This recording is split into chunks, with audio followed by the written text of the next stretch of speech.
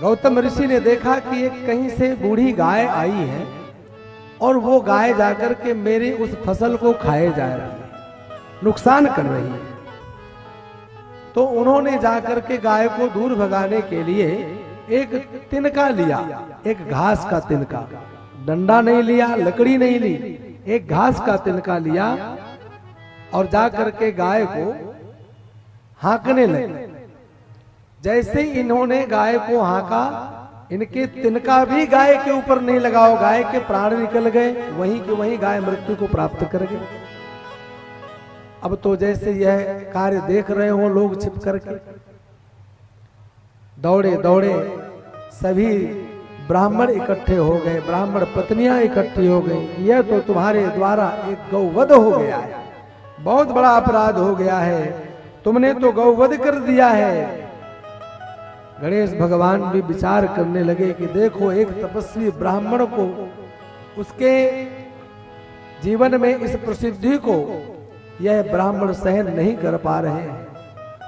इन ब्राह्मणों के उस तपस्या के फलस्वरूप गणेश भगवान इनको संतुष्ट करने के लिए स्वयं गाय बने थे, ये ध्यान रखिए। और गाय बने वो ये गणेश भगवान आज मृत्यु का नाटक करने लगे हैं।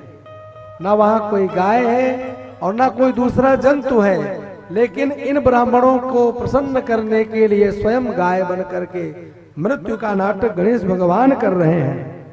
आज सभी आसपास के ब्राह्मणों ने कहा कि हे ब्राह्मण, हे गौतम, तुम्हारा तो मुंह देखने लायक नहीं है, तुम तो अब यहाँ पर रहना नहीं, अपने मुंह में कपड़ा बांध करके और पूरी पृथ्वी की परिक्रमा करो, तुम यहाँ रहोगे तो ये संपूर्ण देवता हमारे तर्पण को भी स्वीकार नहीं करेंगे।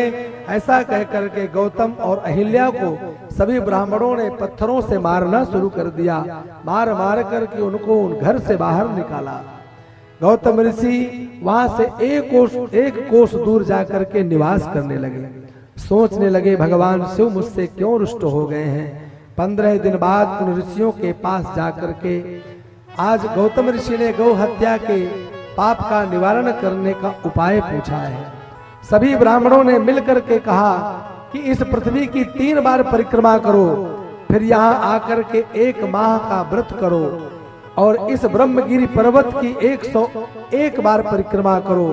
यहाँ गंगा जी को स्वयं उत्पन्न करो और उस गंगा जी में स्नान करो, 1 करोड़ पार्थिव लिंगों का निर्माण करो और फिर उनका नित्य पूजन करने के पश्चात ही तुम्हारे यह पाप से निवृत्ति हो सकती है। इस प्रकार से गौतम ऋषि को जो अपराध गौतम ने नहीं किया है, उस अपराध के प्रायश्चित का मार्ग इन ब्राह्मणों ने बताया। लेकिन ऐसे सीधे साधे भोले भाले गौतम ऋषि उन ब्राह्मणों की उन बातों को सिरोधार्य करके और वही उपाय करना प्रारंभ कर देते हैं।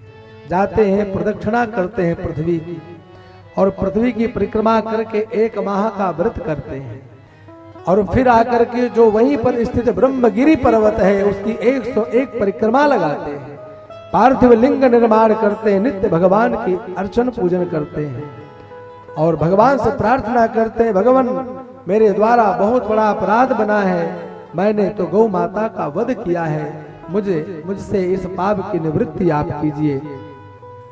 आज भगवान की तपस्या में जैसे ही बैठे, भगवान वहीं से तुरंत प्रकट हो गए हैं। प्रकट होकर के कहा, हे गौतम, मैं तुमसे प्रसन्न हूँ। इन ब्राह्मणों ने तुम्हारे ऊपर मिथ्या आरोप लगाया है, वहां पर कोई गाय नहीं थी, वह तो स्वयं गणेश को प्रसन्न करके उन्हीं को गौ रूप में ला करके तुम्हारे द्वारा यह अपराध कराया गया, अपितु तुम्हारे द्वारा कोई अपराध बना ही नहीं है। वे सभी ब्राह्मण तुमसे ईर्ष्या करते हैं। गौतम बोले, हे भोलेनाथ, उन्होंने जो कुछ भी किया है मेरे लिए तो उन्होंने बहुत बड़ा हित किया है। हाँ, भले ही मेरे द्वारा गौवध नहीं हुआ है, लेकिन अगर उन ब्राह्मणों के द्वारा इस प्रकार का आपकी तपस्या के लिए उपाय नहीं बताए जाते तो आज हे अखिलेश्वर आपका दर्शन मुझे कैसे सुलभ होता। उन ब्राह्मणों के द्वारा तो मुझ पर बहुत बड़ा उपकार किया गया है, यदि उन्होंने मुझ पर झूठा कलंक भी लगाया है तो भी आपके दर्शनों से उनकी मुक्ति हो जाएगी, उनका यह पाप भी निवारित हो जाएगा। इसलिए मैं उनका किसी भी प्रकार से कोई अहित नहीं चाहता हूँ। आप उनको भी दर्शन दें, उनको भी कृतार्थ करें। ऐसे परम कल्याणकर्ता गौतम ऋषि का हृदय, जिन्होंने ऐसे ब्राह्मणों का भी हित चिंतन किया, जिन्होंने सदा सर्वदा गौतम ऋषि और उनकी पत्नी को भी छोड़ा नहीं, हमेशा उनको अपमानित करने का कार्य करते रहे। हे भगवान, आप मुझे वर देना चाहते हैं तो मैं एक ही निवेदन करूंगा। एक अभी शर्त रह गई है, आप यहाँ भगवती माँ गंगा को प्रकट करें। इस संसार की रक्षा के लिए यहाँ पर गंगा का आना आवश्यक है। आप इस कार्य से मुझे अनुग्रहित करें। भगवान शिव की कृपा से वहां पर माँ भगवती गंगा प्रकट हुई। प्रकट होकर के कहने लगी, मैं गौतम ऋषि को पवित्र कर अपने स्थान को चली जाऊंगी।